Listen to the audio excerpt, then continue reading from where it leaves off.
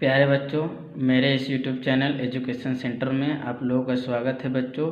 ठीक है, आज हम लोग देखने जा रहे हैं केमिस्ट्री क्लास 10वीं का पहला पार्ट है। ठीक है, जिसमें हम लोग कुछ टॉपिक्स कंप्लीट किए थे और कुछ टॉपिक बचा हुआ था, उसको आज हम लोग कंप्लीट करेंगे और ये हम लोग का लेसन कंप्लीट हो जाएगा बच्चों। ठीक है, चलो हम लोग देखते हैं कि रासायनिक अभिक्रिया में कौन कौन सा परिवर्तन होता है। जब भी कोई पदार्थ में जब अभिक्रिया होती है बच्चों, ठीक है, तो उसमें हमको क्या क्या परिवर्तन देखने को मिलता है। तो पहला बच्चों वहाँ अवस्था परिवर्तन होता है बच्चों। अवस्था कहने का मतलब है, अगर ठोस है तो ठोस तुम्हारा द्रव में चेंज हो जाएगा और द्रव तुम्हारा गैस में चेंज हो जाएगा। ठीक है, जैसे कि बर्फ़ है बच्चों, अगर बर्फ़ को हम लोग गर्म करते हैं, ठीक ना, तो ठोस से किस में चला जाएगा, द्रव में चला जाएगा, द्रव से गैस में चला जाएगा। तो रासायनिक परिवर्तन में ये पहला हम लोग को देखने को मिलता है कि उसमें अवस्था परिवर्तन होता है। दूसरा रंग परिवर्तन होता है बच्चों, उसका रंग जो है वो चेंज हो जाता है। तीसरा गैस उत्पन्न होता है। ठीक है, हम लोग कोई भी रासायनिक अभिक्रिया देखते हैं बच्चों तो वहाँ गैस निकलता है निकला। जैसे हम लोग सब्जी वगैरह बनाते हैं बच्चों, ठीक है, तो जब हम लोग नीचे से हीट देते हैं, ठीक है, स्टोव में, तो ऊपर से क्या उत्पन्न होता है, ऊष्मा निकलती है ना। हाँ, तो पहला परिवर्तन हो गया, अवस्था में चेंज हो जाएगा। दूसरा रंग में चेंज हो जाएगा। तीसरा गैस निकलना शुरू करेगा और तापमान में भी परिवर्तन हो जाता है। ठीक है, जैसे फर्स्ट में हम लोग जो तापमान दिए, धीरे धीरे तापमान क्या होने लगता है, बढ़ने लगता है। ठीक ना, तो ये चारों चेंजेस होता है रासायनिक अभिक्रिया में। ठीक ना, याद रखना। अगला है बच्चों, जैसे कि इससे पहले हम लोग पढ़ चुके थे रासायनिक अभिक्रिया के जो प्रकार थे, संयोजन, वियोजन, विस्थापन, द्विविस्थापन, ठीक है, और वगैरह वगैरह था। तो आज हम लोग इसमें से देखेंगे कुछ और इम्पोर्टेंट टॉपिक्स है इस लेसन में। उसका है पहला है हम लोग का ऊष्माक्षेपीय अभिक्रिया। तो ऊष्माक्षेपीय अभिक्रिया क्या है बच्चों, जिस अभिक्रिया में, ठीक है, ये जो अभिक्रिया देख रहे हो, जिस अभिक्रिया में उत्पाद के साथ, ये हम लोग का उत्पाद है बच्चों, उत्पाद के साथ अगर ऊर्जा उत्पन्न होता है तो हम लोग उसको बोलते हैं ऊष्माक्षेपी अभिक्रिया। कोई भी अभिक्रिया हो बच्चों, है ना, अगर उत्पाद के साथ अगर उसमें ऊर्जा उत्पन्न होता है तो हम लोग बोलेंगे ऊष्माक्षेपी अभिक्रिया हो रहा है। ठीक है, जैसे कि यहाँ पर डिफिनेशन में वही लिखा हुआ है, जिस अभिक्रिया में उत्पाद के निर्माण के साथ साथ, ठीक है, उत्पाद के निर्माण के साथ साथ यदि ऊष्मा उत्पन्न होता है, क्या उत्पन्न होता है, ऊष्मा, तो उसे हम लोग ऊष्माक्षेपीय अभिक्रिया कहते हैं। जैसे उदाहरण में बच्चों प्राकृतिक गैस का दहन। प्राकृतिक गैस जब बच्चों ऑक्सीजन की उपस्थिति में जलता है तो हम लोग को कार्बन डाइऑक्साइड, जल और ऊष्मा उत्पन्न करता है। देख सकते हो इसमें ऊर्जा निकल रहा है, इसीलिए तुम्हारा ऊष्माक्षेपीय अभिक्रिया का एग्जाम्पल है। नेक्स्ट है बच्चों हम लोग का श्वसन। श्वसन भी एक ऊष्माक्षेपीय अभिक्रिया है बच्चों। ठीक है, जैसे हम लोग जो ऑक्सीजन लेते हैं, ठीक है, वो हम लोग की कोशिका में चला जाता है और कोशिका क्या उत्पन्न कर देता है, कार्बन डाइऑक्साइड और वाटर। ये ऑक्सीजन से अभिक्रिया कर जाएगा ग्लूकोज और कार्बन डाइऑक्साइड और वाटर बना देगा, है ना। इसके साथ ही क्या निकलेगा, ऊर्जा। ठीक है, तीसरा है साग सब्जियों का विघटित होकर कंपोस्ट बना। जब साग और सब्जियाँ जब विघटित होने लगता है बच्चों कंपोस्ट में, तो उस केस में ऊष्मा उत्पन्न होता है। ठीक है, तो आमतौर से बात है, जिस अभिक्रिया में ऊष्मा उत्पन्न हो जाएगा उसी को हम लोग बोलेंगे ऊष्माक्षेपी अभिक्रिया। ठीक है, अगला अभिक्रिया है बच्चों हम लोग का ऊष्माशोषी अभिक्रिया, है ना।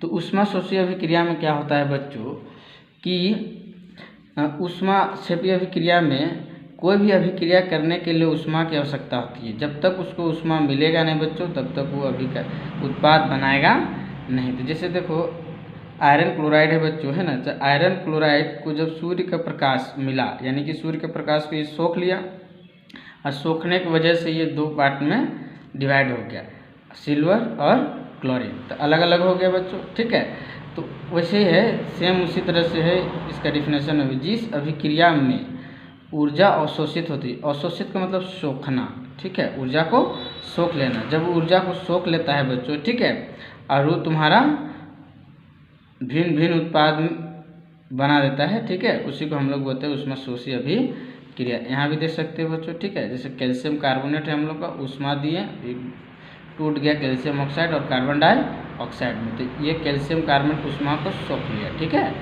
उसी तरह से है वाटर। वाटर में जब हम लोग करंट पास करते हैं बच्चों, तो इससे जो ऊर्जा मिलता है वाटर को सोख लेता है और हाइड्रोजन और ऑक्सीजन में टूट जाता है। अगला जो अभिक्रिया है बच्चों हम लोग का अवक्षेपण अभिक्रिया है ना।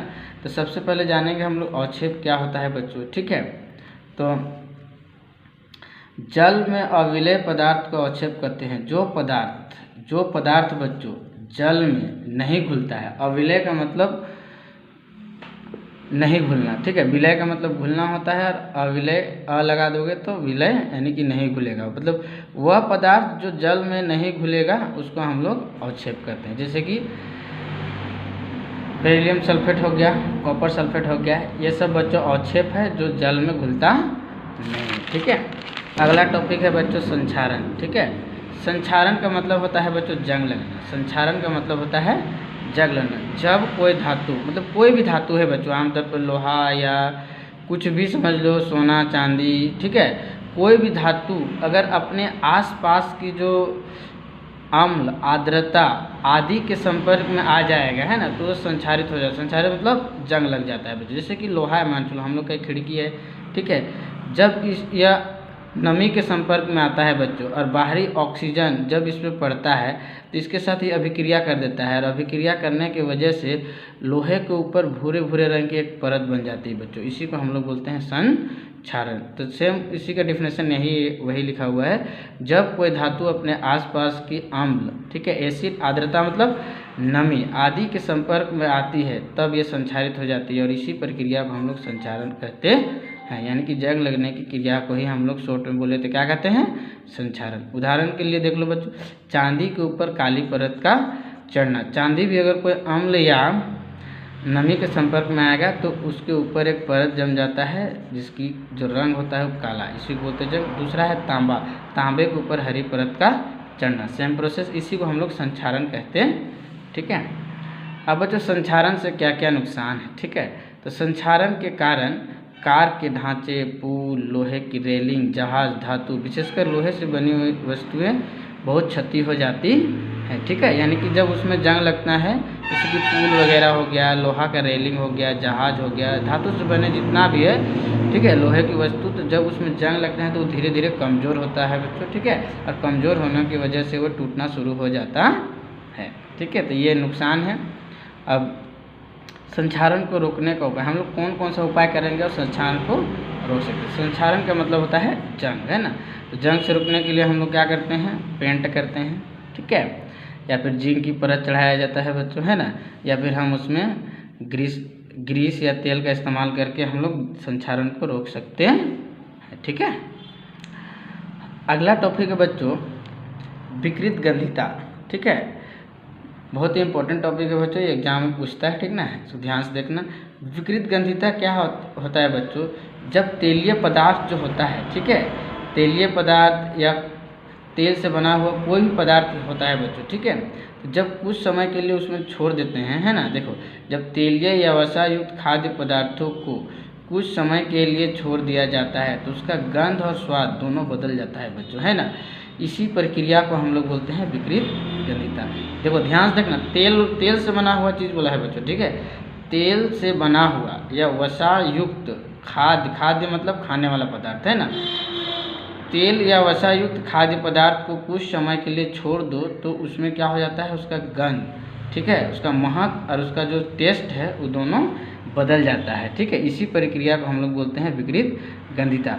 कभी कभी देखना बच्चों, ठीक है, जैसे कि हम लोग घर में चिकन वगैरह बनाते हैं, शाम को बनाते हैं, सुबह तक उसका क्या होता है, टेस्ट चेंज हो जाता है, यानी कि उसका गंध और स्वाद दोनों चेंज हो जाता है, ठीक ना। इसी को हम लोग बोलते हैं विकृत गंधिता, ठीक है। उदाहरण क्या है बच्चों, साग सब्जियों का सड़ना, देख सकते हो, ठीक ना। विकृत गंधिता का उदाहरण क्या है, साग सब्जियों का सड़ना या गलना। जैसे तेलीय से पदार्थ बना हुआ होता है बच्चों, ठीक है, तब सड़ने लगता है, उसका गंध और स्वाद दोनों चेंज हो जाता है, ठीक ना। अब देखो, अब इसको रोकना भी है बच्चों, ऐसा क्यों होता है, ठीक है, तो उसको देखते हैं। तेलीय और वसायुक्त खाद्य पदार्थ को उपचयित होने से रोकने के लिए प्रतिऑक्सीकारक का उपयोग किया जाता है। तो बच्चों हम लोग देखें विकृत गंधिता क्या है, और अगर विकृत गंधिका को रोकना है, ठीक है, विकृत गंधिता को अगर रोकने का कोई उपाय है तो वह प्रतिऑक्सीकारक, ठीक है।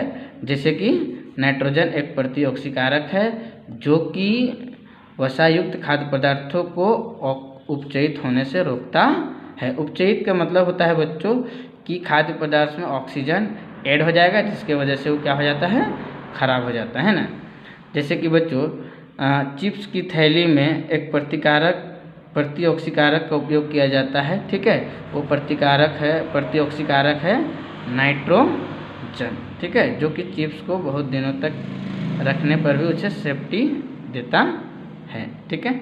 अब बच्चों हम लोग देखते हैं अवक्षेपण अभिक्रिया, है ना। तो हम लोग जैसे कि देखे थे अवक्षेप क्या है बच्चों, जल में अविलय पदार्थ को अवक्षेप बोलते हैं। जैसे कि ये है जल हम लोग, ठीक है, और इसमें जो पदार्थ है बच्चों जो नहीं घुलता है उसको हम लोग बोलते हैं अविलय पदार्थ, ठीक है।